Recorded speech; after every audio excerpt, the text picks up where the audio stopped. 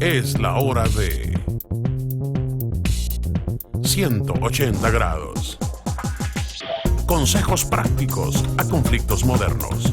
Con el consejero familiar, Ernesto Pinto.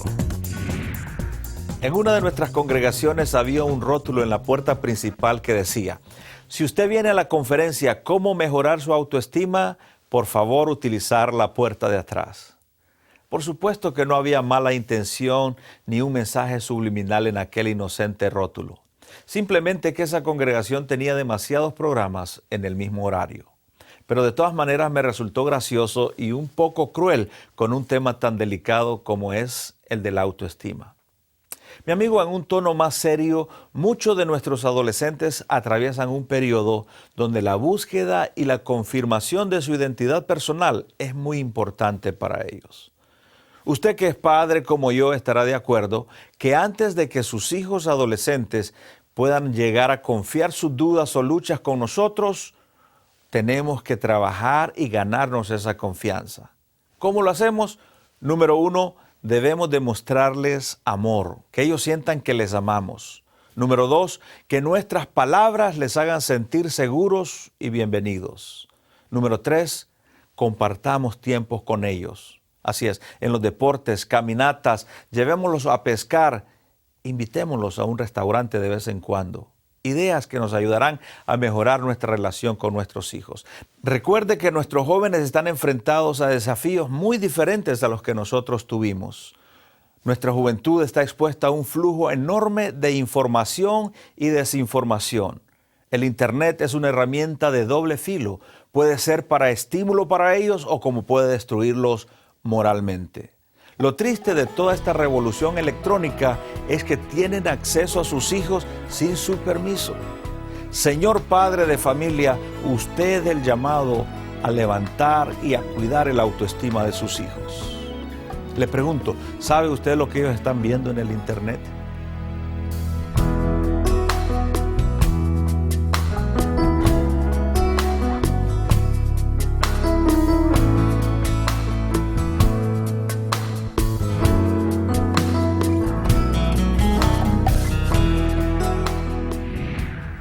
Esto es 180 grados, trayendo reflexión al corazón de su familia.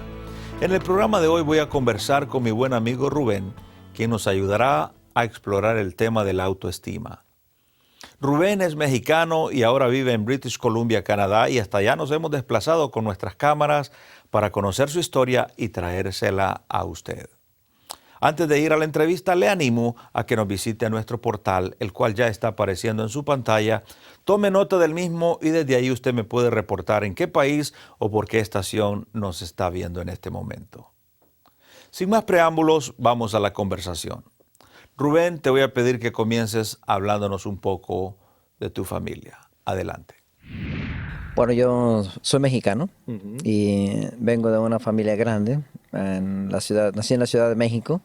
Somos 9 hijos, pero siempre una prima o un primo vivió con nosotros. Entonces, por eso siempre consideramos que fuimos 10 más los padres, ¿verdad? Entonces, tenían un equipo de fútbol, 12. Más o menos, sí, más o menos. 6 varones o 7 varones y tres mujercitas, ¿verdad? Dependiendo de quién estuviera, una prima o una prima con nosotros. ¿Cuáles son los desafíos de crecer en una familia de 10 hermanos? La pobreza misma, ¿verdad? La pobreza es un desafío. Es un desafío y muy grande, sobre todo cuando uno es niño y no entiende esos desafíos o esas realidades, porque uno puede ver a otras familias con mucho más posibilidades que la nuestra, ¿verdad? Pero bueno, ahora ya después de tantos años entenderlo, realmente fue una bendición tener esa experiencia. Cuando usted dice la pobreza fue un desafío, ¿qué hacían ustedes como niños para ayudar a casa? Bueno, más bien mi mamá, ¿no? O sea, bueno, lo que nosotros teníamos que hacer, mi mamá tenía que trabajar obligadamente para ayudar en la economía de la casa. Entonces nosotros como hijos teníamos que ayudar en todas las labores de la casa, ¿verdad? Cuidando niños, lavando trastes, los más cocinando, grandes cuidaban a los pequeños. Sí, preparar su alimento, a bañarlos, tener cuidado de los niños más pequeños, porque yo soy el segundo. de la familia, ¿no? Entonces me tocó también parte de esta responsabilidad. Tenía que lavar los platos, hacer la casa. ¿Y qué pasó con el machismo mexicano? Bueno, desde ahí se acabó, desde ahí se acabó. No, yo creo que aprendimos desde niños, ¿no? A ser responsables por la misma necesidad, ¿verdad? Nos obligaba, ¿verdad? Entonces, los 3 primeros somos varones. Entonces, entre los 3 varones teníamos que tomar las responsabilidades de cocinar, de hacer cosas que normalmente harían las niñas, ¿verdad? Sí. Pero es muy interesante, ¿no?, que nosotros podamos ser parte del desarrollo de nuestras familias. Muchos padres sobreprotegen a sus hijos y no les ayudan a crecer en esta área. Sí. Bueno, como digo en un principio, era una obligación, ¿verdad? Porque era una necesidad. Porque mi mamá siempre tuvo que tener de alguna manera intentar varias oportunidades para ayudar a mi papá en la economía. Por ejemplo, ella cosió ropa. Vendió tamales, tuvimos una tienda cuando éramos niños, vendió pescado, o sea, intentó varios negocios. Entonces por eso a nosotros era una necesidad tener que hacerlo, ¿verdad? Que la casa tenía que ser atendida también. ¿Y qué pasó en la adolescencia de Rubén? Cuéntenos. Mi adolescencia fue muy difícil, más bien mi testimonio desde niño fue una vida muy, muy, muy difícil. Yo siempre me considero una persona rechazada y enojado siempre. ¿Usted cree que tenía problemas de autoestima entonces? Yo creo que sí. Desde que yo recuerdo, me recuerdo 2 cosas específicas. Una, yo creía que mis padres preferían a mi hermano mayor, ¿verdad? La otra es que cuando nosotros crecimos en un hogar evangélico, en ese entonces, en nuestra generación, los papás de nuestros amiguitos les prohibían a sus hijos jugar con los niños evangelistas. Entonces yo crecí así. Con rechazo. Y a mí me hizo mucho daño eso. No se me olvida todavía. Sí. O sea que eso se manifestó más en la adolescencia. Desde la niñez yo pienso, pero claro, en la adolescencia fue más porque es cuando yo me di cuenta que mis amiguitos que yo tenía o que deberían de ser de mi edad, no tenía, sino mis amiguitos que eran muy pocos, eran de más chicos que yo, ¿verdad? Es donde yo me sentía cómodo, aceptado. ¿Y alguna vez tuvo que enfrentar a su padre y decirle, yo creo que tú quieres más a mi hermano? No, realmente. No, yo creo que no. Yo creo que ahora cuando visité México, bueno, tenemos 20 años viviendo ya en Canadá. ¿Cómo no? Pero cuando hemos tenido la oportunidad de ir a visitar México, en algunas ocasiones platiqué con mi mamá, que mi padre murió hace 30 años, hace 29 años. Entonces nunca hablamos de estas cosas. Yo creo que nunca tocamos este aspecto. Con mi mamá un poquito, con mi mamá un poco, ¿verdad?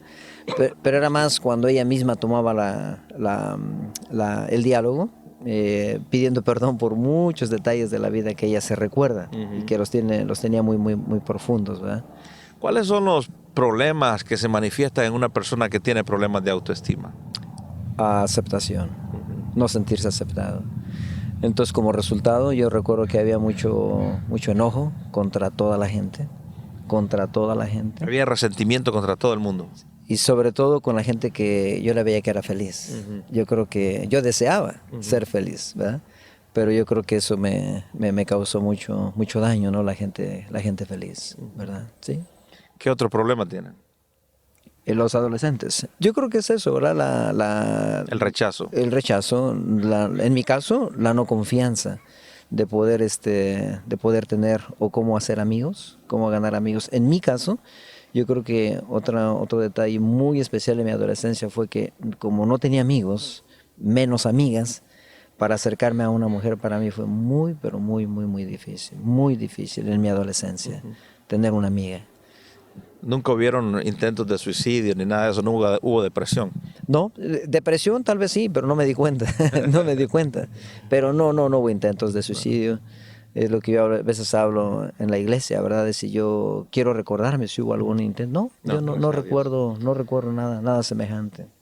¿Tenía problemas entonces para acercarse a las chicas? Fue muy difícil para mí. Por ejemplo, si yo iba o tenía la oportunidad de hablar con alguien, mi cuerpo empezaba a temblar, ¿verdad? ¿Sí? Nervios, muy, muy, muy nerviosos, sí. O sea, que si alguna chica se le acercaba, se ponía a temblar. Definitivamente, sí.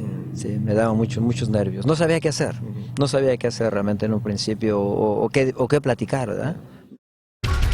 Encuentro se transmite en todo Iberoamérica, temas que otros callan. Eso es Encuentro. Por favor, visite nuestro portal en www.encuentro.ca. Allí puede localizar una de las emisoras que transmiten Encuentro en su ciudad o país. Les invitamos a sintonizar Encuentro en su emisora favorita. Para más información, visítenos en el internet en www.encuentro.ca. Y ahora sí, de regreso al programa de hoy con el pastor y consejero familiar, el doctor Ernesto Pinto. Si usted nos acaba de sintonizar, bienvenido. Esto es 180 grados. Si desea contarnos su historia, escríbame y con gusto la voy a considerar. Nuestros números de teléfonos y nuestra dirección, toda nuestra información la va a encontrar en nuestro portal www.encuentro.ca. Continuemos con nuestra conversación. ¿Qué pasó en la adolescencia? Es mi pregunta para Rubén. Yo creo que tuve yo dos etapas. Cuando nos cambiamos del lugar donde viví de mi niñez a mis 18 años, que ahí fue mi etapa crítica realmente, yo dejé de asistir a la iglesia cuando tenía 16 años. Cuando nos cambiamos de este lugar a una nueva colonia, yo creo que ahí empezó un cambio en mi vida, ¿no? Porque conocí nueva gente. Yo, por ejemplo, siempre fui un jugador de fútbol. Entonces, encontré otros amigos a través del fútbol. Y eso me cambió de ambiente, ¿verdad? Me cambió de ambiente. Ese fue uno de los cambios muy fuertes en mi vida, ¿verdad? Entonces, y el otro cambio, yo creo que decidí volver a Jesús. Ese fue, ya después de casado, decidí volver a Jesús. Volver a Jesús, ¿cómo se sucede eso? Allá casado, mi esposa y yo tuvimos y vimos la necesidad por las situaciones difíciles que teníamos como pareja, ya con un bebito. Y yo entendí o recordé que realmente Jesús era la respuesta para nuestras situaciones como matrimonio, ¿no? Entonces, de mis 16 a mis 23 años, yo dejé la iglesia. Entonces, a los 23 años yo decidí retomar ese compromiso que había hecho con Jesús desde niño. No sé si recuerda qué le dijo al Señor ese día que viniera a su corazón o si le dijo algo específico. No me recuerdo exactamente, ni recuerdo la fecha tampoco, ¿verdad? Nuestro niño era pequeño, eso hace unos 36 años aproximadamente. Pero yo creo que es volver a tener ese compañerismo, ¿verdad? Esa relación íntima con él, pero ya no yo solo, sino ahora con mi niño y con mi esposa, ¿no? Y fue una experiencia muy bonita. Esa decisión cambió su vida. Definitivamente. Y desde entonces no me he vuelto a apartar del reino de Dios, ¿no? Desde entonces. Me parece que hay un vacío, Rubén, en toda esta conversación, porque antes de la pausa nos decía que temblaba cuando miraba a una chica y ahora ya nos habla que está casado. ¿Cómo sucedió eso? Es un poco interesante, ¿no? Porque cuando nosotros nos cambiamos a esta nueva colonia, mis hermanos más pequeños son los que primero empezaron a tener una relación con la nueva comunidad. Sí. Entonces mis hermanos nos invitaron a los dos mayores a que pudiéramos a participar con ellos, ¿verdad? Se hacía una fogata fuera de una casa y ahí se juntaba la nueva comunidad. Como no había luz, no había, todo era nuevo, ¿verdad? Ajá. Entonces yo empecé a llegar ahí. Y ahí fue donde empecé a identificarme con la que ahora es mi esposa. Ahora empezamos con este compañerismo. ¿Y quién se acercó, ella o usted? No recuerdo, pero yo creo que ella. Ella tomó la iniciativa.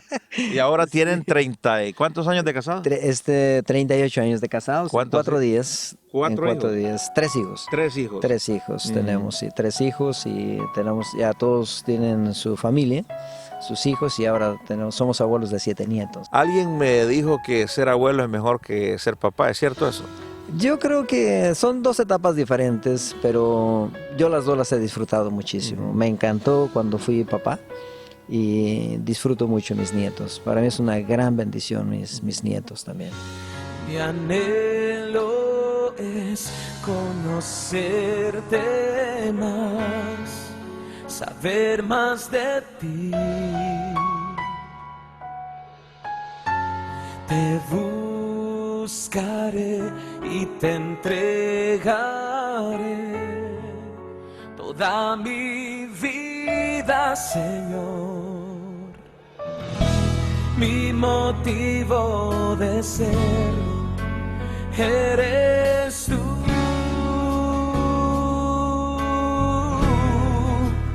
Fui creado para ti, para exaltar tu majestad. Fui creado para ti, para adorarte.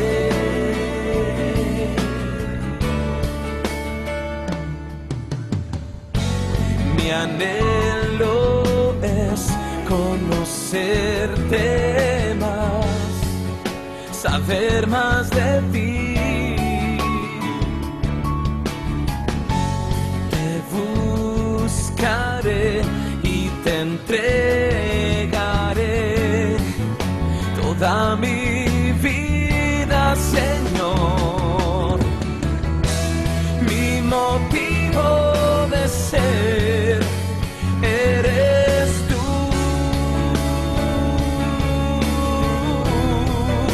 Yo fui creado para ti, para exaltar tu majestad. Fui creado para ti, para adorarte.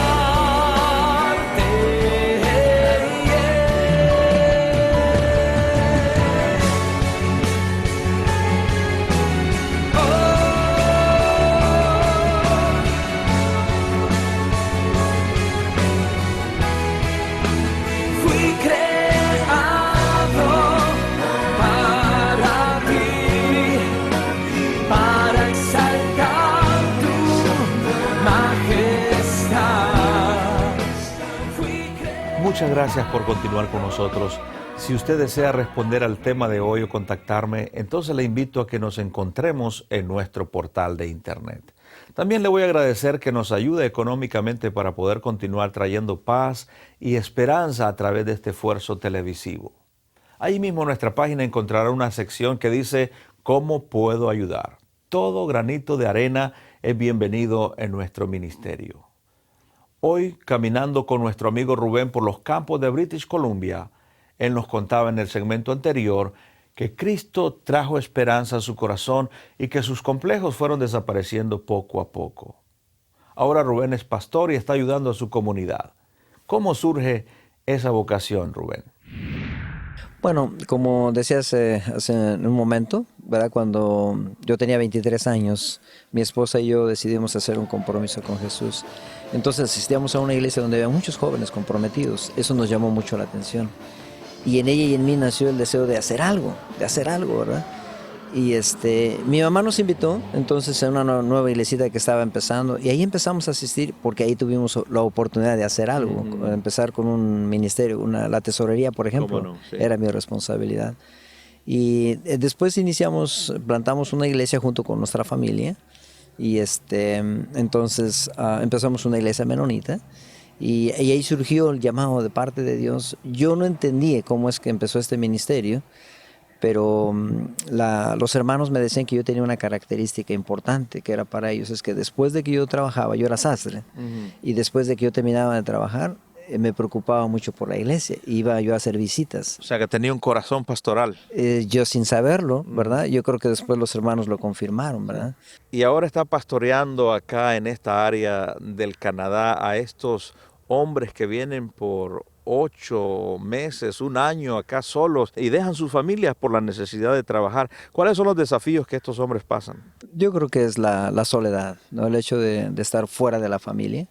Es uno de los desafíos. Otro, pues, la fidelidad, ¿verdad? Y hay muchos desafíos en el sentido también de tener que vivir con otros varones en un mismo cuarto, sin ser parte de la familia, tienen que dormir ahí por varios meses juntos, ¿verdad? Entonces tienen muchos desafíos, la soledad, la depresión, ¿verdad?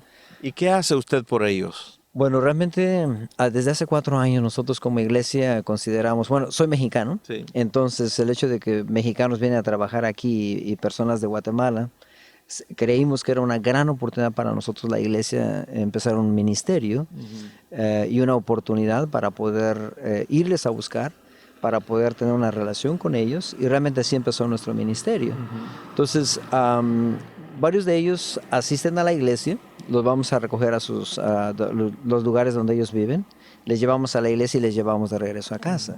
Ayer usted y yo fuimos a visitar a un inmigrante que ha venido desde Guatemala a trabajar acá y está enfermo. Ese es el tipo de trabajo que usted está haciendo. Definitivamente, es muy importante porque para ellos es peor todavía, ¿verdad? Cuando están enfermos, porque están en la casa completamente solos durante el día, no tienen con quién dialogar, más aparte el dolor o la enfermedad que tienen, ¿verdad?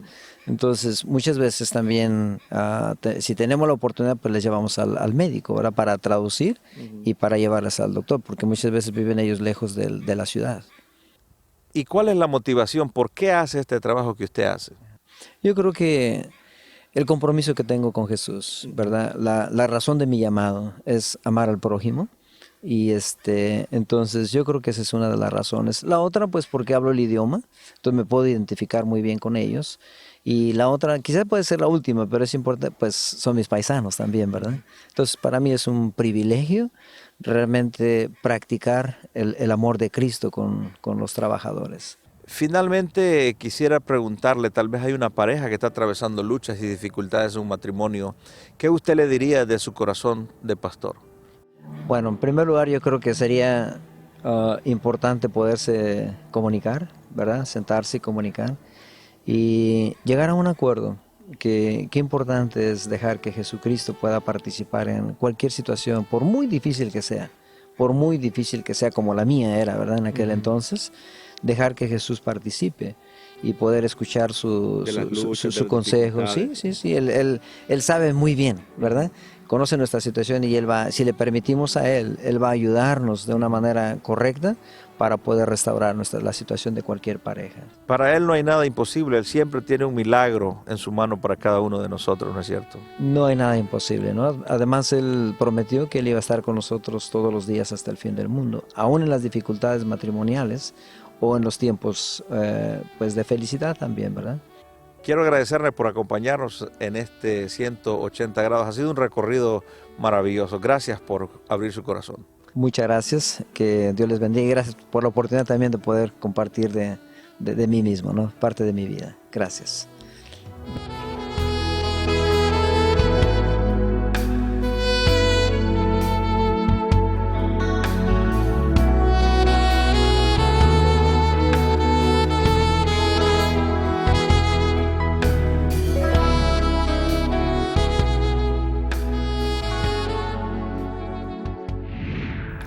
Quiero agradecerle a usted por haber estado con nosotros en esta audición de 180 grados y también a mi buen amigo Rubén por compartir su historia. El gran tema de la Escritura Sagrada es el amor. Comenzando por Juan 3:16 que dice, de tal manera amó Dios al mundo que envió a su único Hijo a morir por cada uno de nosotros. Y el siguiente aspecto es, ama a tu prójimo como a ti mismo. Hay una historia muy interesante que encontramos en Lucas en el capítulo 10. Le llamamos el buen samaritano y comienza con un religioso acercándose a Cristo Jesús y le pregunta, Maestro, ¿qué puedo hacer yo para ir al cielo? Una pregunta muy interesante, ¿qué puedo hacer para heredar la vida eterna? Pero la Escritura dice que este religioso estaba probando a Jesús, estaba tentándole. Y Jesús le pregunta, ¿cómo lees? ¿Cómo está escrito? Y él le dice, bueno, amar a tu Dios con toda tu fuerza, con todo tu corazón, con toda tu alma y a tu prójimo como a ti mismo. Entonces Jesús le dice, has respondido bien, ve y hazlo. Pero él queriendo justificarse, dice la Escritura, como muchos de nosotros queremos justificarnos o poner las buenas obras adelante antes de lo que Dios ha hecho. Queriendo justificarse le dice, ¿y quién es mi prójimo? ¿Quién es mi prójimo? ¿A quién puedo hacerle bien? ¿A quién deberíamos de hacerle bien? Muchas veces queremos hacerle bien solo a aquel que nos gusta. Y Cristo entonces le empezó a contar la historia que conocemos como el buen samaritano. De aquel hombre que venía de Jerusalén a Jericó y que unos ladrones le asaltaron y le robaron. ¿Y qué pasó? Ahí lo dejaron tirado. Y ahí estaba, y pasó un sacerdote, un religioso. Y viéndolo de lejos no quiso tocarlo. Pasó el ayudante y lo mismo. Pero pasó el samaritano, el cual era enemigo de este hombre. Y él sí tuvo compasión de este que estaba tirado ahí. Lo limpió, lo levantó, lo puso en su animalito y lo llevó al lugar más cercano donde encontró ayuda. Eso es, no importa quién sea el prójimo, somos llamados a hacer el bien. Cuando nosotros encontramos la salvación en Cristo Jesús, nuestra autoestima siempre está dispuesto a mostrar el amor de Dios a los que más lo necesitan. ¿Qué tal si esta semana nos dedicamos a dar un giro de 180 grados a todas nuestras ideas y empezamos a compartir la misericordia y el amor de Dios a todos nuestros congéneres? Que tengas una linda semana y espero verte en nuestra próxima audición. Dios te ama y yo también.